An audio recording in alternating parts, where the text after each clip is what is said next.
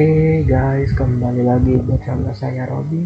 So, pada video kali ini Robi akan memberikan tutorial bagaimana cara mengatasi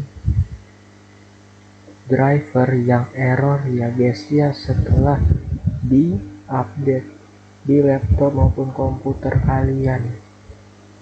Bagaimana cara mengatasinya? Misalnya kalian pas mau update itu tidak apa-apa, pas kalian sudah update itu kayak drivernya maupun aplikasinya itu error guys, misalnya ada problem itu nggak bisa dibuka atau yang lainnya.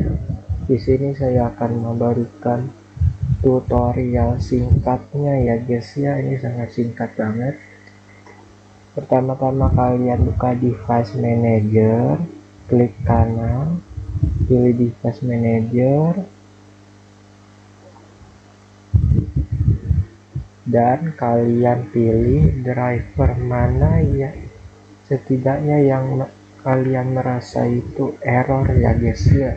Kalau nggak error mending jangan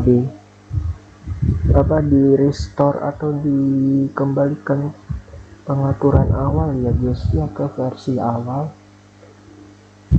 Kalau misalnya nggak error ya guys ya, kalau error mending dikembalikan versinya. Kalian pilih driver mana yang error, habis itu kalian pilih garis kayak lancip itu, pilih aja drivernya, klik kanan.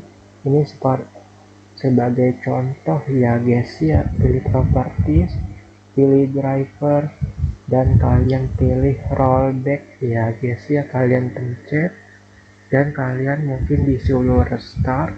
Kalian restart saja ya guys ya, dan kalian mencoba apakah driver tersebut masih error atau tidak ya guys ya.